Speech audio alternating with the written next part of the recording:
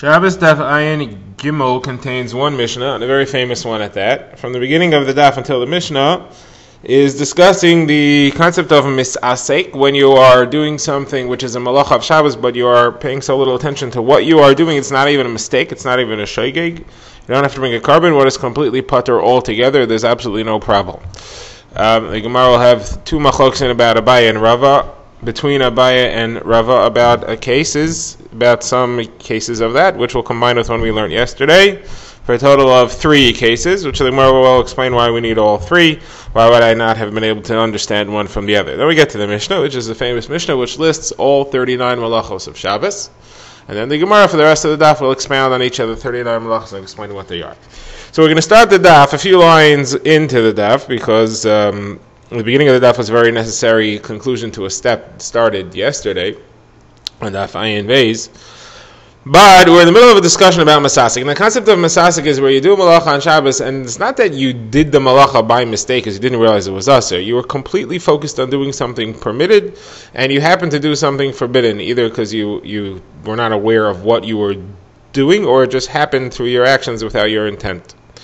So there's 3 machlokas between Abaye and Rava about that. The machlokas in all 3 cases focuses on a situation where you intended to do an act, and that act is the exact same act as a forbidden act, but you intended to do the permitted way and you ended up doing the forbidden way. That's where Abaye says that it's considered shogeg and you're chayev, and Rava says it's not considered shogeg, it's considered masasik, and you're potter, you don't have to bring a carbon at all. Now, the first case which we discussed yesterday was the case of lifting, was the case of cutting a cucumber. You cut a cucumber. You intended to cut a cucumber which is detached from the ground. You had not realized that your knife was also going to cut a cucumber. While you were cutting the one that was detached, your knife also struck a cucumber that was attached and cut that one. So Rava says you did no intent at all to cut that cucumber that was attached. You were busy cutting a cucumber that was detached. Abaye says no, but since you were cutting, your intent was to cut, and cutting is what happened. Since the action you intended to do is the action that was the malacha, even though you intended to do it in a mutter way, and it ended up happening in a mutter way and a forbidden way, or at least in a forbidden way, so you're chayav for that. That's called a shogeg. That is the basis of the machlokes. Now, that case of the cucumber we had on the daf yesterday, now the Gemara brings 2 similar cases. The first one is where you threw an object in the Rosh Hashanah, you intended for it to fly 2 amos, and instead it flew 4 amos. Rava says, well, you had no intent for it to fly 4 amos. Absolutely not. You wanted to fly 2 amos, which is permitted. Only 4 amos in the public domain is carrying. Abaye says, listen, you intended to throw, you threw. Now you wanted it to happen in a permitted way. It happened in a forbidden way. That's called shogeg, and therefore you have to make a carbon chatas for that. And the third machlokas is where you threw an object 4 amos, but you thought you were standing in the Rishos HaYachid, and therefore there's no problem. You were actually standing in Rishos HaRabim. Again, Rava says you were trying to throw an object in Rishos HaYachid. There's no problem here. You didn't realize it was Rishos HaRabim. It's complete lack of knowledge and complete lack of intent, and therefore it's not even a shogeg. Abaye says no, you intended to throw, you threw. You thought it was mutter. Turns out it was usher. That's a shogeg. Okay. Now the Gemara wants to explain, why do I need all these 3 cases? So the Gemara says if you only had the case of cutting the cucumber, you could not figure out that Rava would say the same thing in the case of throwing the object. Why? In the case of cutting the cucumber, you had no intent whatsoever to do any part of cutting of an attached cucumber. However, here, you wanted to throw 2 out of the 4 amos. So part of what happened is what you wanted to do. The first 2 amos that you threw is what you wanted to do. What you wanted to do did happen. More than that occurred, okay? Fine. But part of the isser you did have intent for, and therefore I might think that Rava would agree that you're chayav chatas for that. And therefore Rava has to tell me that it's not true. And in the last case, you actually intended to throw all 4 amos. You intended to throw 4 amos, and you did throw 4 amos. There was a detail that you weren't aware of. So I would maybe think that Rava would agree that that case you're chayav chatas. Therefore the Gemara has to tell me that it's not true. Okay, now the Gemara is going to bring a proof against Rava, which is this is the 3rd time we're having the same proof. First we had it against Rav Yochanan, then we had it again in a different context against Rav Huna, and now we have it here. The proof is from the Mishnah, which is about to be listed, which is about to be learned, which lists the 39 melachos of Shabbos. And we had said in the Gemara later, why does it give me a number? And the reason it gives me the number is because it's possible for a person to be chayev 39 chatos in one Shabbos. He does all 39 malachos, and they're all shogeg. He's chayev, he has to bring 39 separate chatos. And the Gemara said, what's the situation in which you have to bring separate chatos, where you knew it was Shabbos, and you didn't realize that each malacha was asur, so it's 39 separate mistakes, you have to bring a separate chatos for each of them. So the problem the Gemara asks is, what did you know about Shabbos? If you didn't know about any of the 39 malachos, what could you have possibly known about Shabbos? There is nothing else you could have known. So we had said, according to Rav Yochanan, it's okay because it could be that you knew that the malachos are asur. You just didn't know that they carry kares. Okay, that was Rav Yochanan. But Rish Lakish had said that would not be enough to make it a shogeg. So what are we going to do according to Rish Lakish? So the Gemara now wants to say that according to Abaye, I don't have a problem, but according to Rava, I do have a problem. Because according to Abaye, the case of each of them could be that he knew the malacha was asur, but he misunderstood what the number, what the shear is. For example, in the case of carrying, he thought that he's allowed to throw 4 amos, but it turns out he was not allowed to throw 4 amos. So that could be a case of a carbon chatas where he didn't know the halacha. So he knew about Shabbos. He knew what the halacha of Shabbos is. And he knew that each malacha is asur, but he didn't know that his act is a forbidden act. He thought that his act is permitted. He threw 4 amos. He thought that the asur is to throw 5 amos, for example. Now, according to Rav, that wouldn't help, because according to Rava, all those cases wouldn't be called a chiyuv chatas. We would say he intended to throw one thing and he threw something else. That's not called chatas at all. So then, according to Rava, we're back stuck with the kasha. According to Rish Lakish, what is this Mishnah talking about? How could you have 39 chiyuvei chatas in one Shabbos if you didn't know any of the malachas? So then you don't know anything about Shabbos. So the Gemara answers the same answer that it said earlier, that he knows about Tchum Shabbos. That's the only thing he knows. He doesn't know about any of the malachas. He knows about an Isser D'Rabbanan of not going outside the Tchum of Shabbos, which is not any of the 39. We now begin the Mishnah, which lists the 39 malachas of Shabbos. They are divided into 3 main categories and 6 extra ones. The 3 categories are all the labors, malachos needed to make bread, all the malachos needed to make cloth, and all the malachos needed to make parchment. And then we have a few extra ones. So, first of all, the malachos needed to make bread are 11.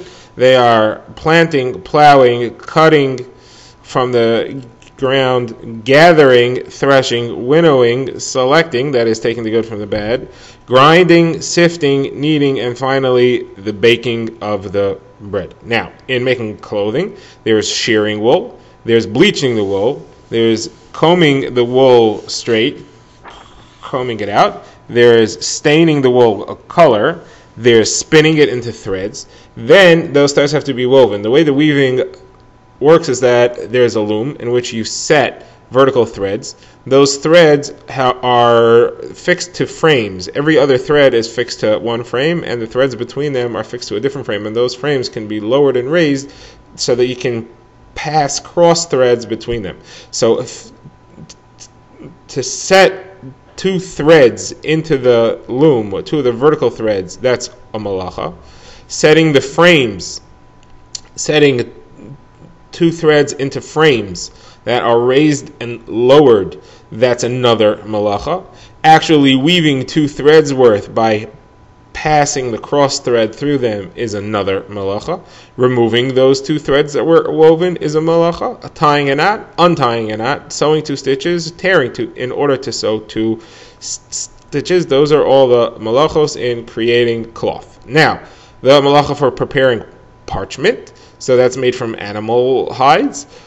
First of all, you have to catch the animal, slaughtering the animal, skinning the animal, salting the anything, tanning the hide, smoothing the hide, cutting up the hide, writing 2 letters, and erasing in order to write 2 letters. These are all the malachos of making a scroll or a parchment. And then we have 6 other ones that don't fit neatly into a category, and that is building, destroying a building, putting a fire out, lighting a fire, and makabapatish, finishing something off, which is literally translated as striking the final blow, and carrying from one rishus to another rishus, and the Mishnah ends off and says these are the 40 minus 1 malachos of Shabbos. The Gemara now proceeds to elaborate on these malachos. The Gemara will, at least today in the daf, will discuss the first 9 malachos. The Gemara will tell us other activities that are included in the Av Malacha, and the Gemara will give us a few halachos. So, first of all, the Gemara begins with a discussion that was quoted many times so far in recent blot, and that is, why does the Mishnah give us a list? Why does it give us a number? Why does that say that there are 39? We can count for ourselves. The answer is that 39 is to tell you that if a person does all of them, b'shogeg, he could bring 39 carbon chatais on one Shabbos. That's why it says the number 39, and we had many discussions about that, including most recently just before the Mishnah. Okay, now let's go through the malachos on those. So first of all, we had planting and plowing. So the Gemara says that's out of order. First you plow, then you plant. The Gemara says this is an Eretz Yisrael where you have to actually plow, then plant, then you have to plow again to cover the seeds because the ground is so hard that the seeds don't cover themselves. And therefore we're referring to the planting and the plowing that follows it. The reason why we said it like that is to show that that's also counted as plowing, and you're also violating the malacha when you do that. Now, as far as the malacha of planting, the Gemara says it includes a number of things. It includes planting seeds, it includes pruning, it includes planting trees, meaning planting branches, it includes taking a vine and bending a branch into the ground so that it grows a new vine, and grafting, where you take one branch and plant it in a tree in the side of another tree. All these count as the Av Malacha, or perhaps a Tolda, Machlokes Rishonim on that, of planting. Now, the bottom line, the way to define this malacha is improving anything's growth, doing anything to improve or hasten growth. These all count for that. Now, the Gemara says, why do you need to tell me this? The Gemara says that if you do all these things, it's only one chatas, it's all one category of malacha, and therefore it's only one carbon chatas. Okay. Now, the Gemara expands on this. The Gemara says, Rav Achas, the name of Rashi, name of Ami. Somebody who prunes or plants a tree or bends a vine into the ground or grafts a branch is all counted as planting. And you might want to divide it up into planting seeds and planting trees, but it's all the malacha of planting. Okay, now the Gemara says that there are 3 ways you can actually violate 2 malachas with one action. If you prune and you intend to use the wood for firewood, so that's 2 things. It's planting because you're increasing the growth of the tree, and it's also harvesting because you're harvesting the branches to use. If you cut aspasta, which is a plant that grew often, and people would cut it and it would grow back again, and they use it to feed their animals. So if you cut it and you intend to use it to feed your animals, you violate 2 malachos. Again, planting because it'll grow back faster, and harvesting because you're going to use it to feed your animals. Same thing is if you cut beets, you are also going to help it grow, and you're also planning to use the beets. Okay, next malacha on the list in the Mishnah was plowing. So the rest is included in that is if you dig a hole, if you plow a furrow, or if you dig a long trench. These all count as possibly av malachos or toldos of plowing. The Gemara now says actually this malacha overlaps with another one in a way, just like we saw earlier between harvesting and planting. This one could overlap with building. How so? Let's say you have a little hill. So if you take away the hill, so if you're in a field, so that's plowing. Plowing is then defined as preparing the ground for planting. So if you take the hill away, you're smoothing the ground, you're preparing it for planting. If, however, it's the floor of your house, again, the floors of the homes then were made out of packed earth. So if you remove a hill there, so you're improving your house. So that is building. That is boine. That is building the house. Same thing would be as if you had a hole and you filled it in. If it's in a field, so you're improving the field for planting, that would be considered the malach of plowing. That's chayrish. If, however, it's in your house, so you're improving your house, so that is boine, building. On this note, the Gemara has another halacha over here. What if somebody digs a hole in the floor of his house on Shabbos, not because he wants a hole, but because he wants to use the dirt for something? So generally we had seen that somebody who digs a hole because he wants dirt is called a malacha she'eina tzricha legufa. The malacha, the proper intent for the malacha of digging a hole is because you want to have a hole. That's the malacha d'oraisa. If you do it for a different intent, because you want to use the dirt, you don't care about the hole, that's a machlokes Rabbi Yehuda and Rabbi Shimon, whether that's an isser d'oraisa or an isser d'Rabbanan. However, in this case, where it's in your house, the Gemara says everybody agrees that it's not isser d'oraisa. Even Rabbi Yehuda, who normally says malacha she'eina tzricha legufa is isser d'oraisa, here he agrees that it's not isser d'oraisa. Why? Because when you dig a hole in your house, you made a hole in your floor. That's not constructive, that's destructive. You are damaging your house. All malachos of Shabbos are only asr if they are constructive. This is destructive. The fact that you got the dirt is not a malacha. The malacha is that you dug the hole. So that is destructive, and therefore you're not chayiv. There's no isur d'oraisa for that. Okay, now the third malacha in the Mishnah was harvesting, or cutting anything off, and there are separate words in Hebrew for harvesting, depending on what you are harvesting. Koitzer is harvesting grain, boitzer is harvesting grapes, goider is harvesting dates, moisek is harvesting olives, and oire is harvesting figs. All of these count as one malacha. They're all the av malacha of koitzer harvesting. Okay, some halachos here. Rav Papa says if you threw something at a palm tree and you knocked some of the dates off, so it's two malachas. First of all, it's tailesh, you're cutting something off, which is a tolda of kaitzer. Second of all, it's mefarik, which is a tolda of threshing, because you've removed the dates from the coverings that they were in. Now Rav Ashi says you can't consider that a malacha d'oraisa because it's not the normal way of doing it. And therefore, any malacha which is performed in an abnormal way is not asur d'oraisa, therefore you didn't violate this d'oraisa. Okay, next malacha on the list was ma'amer, gathering things together in a heap. So machlokes whether or not that applies to salt. Rava says, yeah, you gather salt together from the salt ditch.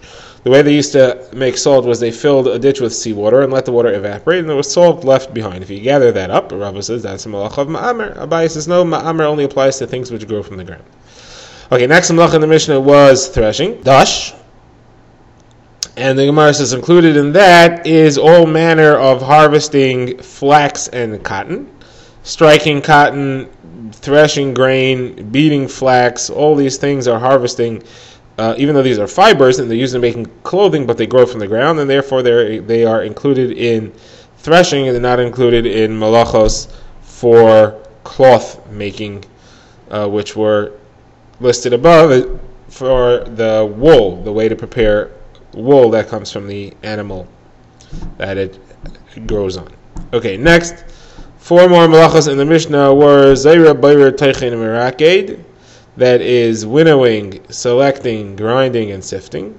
The Gemara asks, okay, grinding, I understand, is not like those three, but winnowing, selecting, and sifting are all the same. They're all removing the bad parts from the good parts. So why are they three separate malachos? The Gemara says the Pai and Rav both answered. Anything which was done in the Mishnah, in the Mishkan, is counted as a separate malacha, even though they perform a very similar result. The Gemara will discuss this more at length, but we'll save that for Daf Ayin Dalid coming up tomorrow.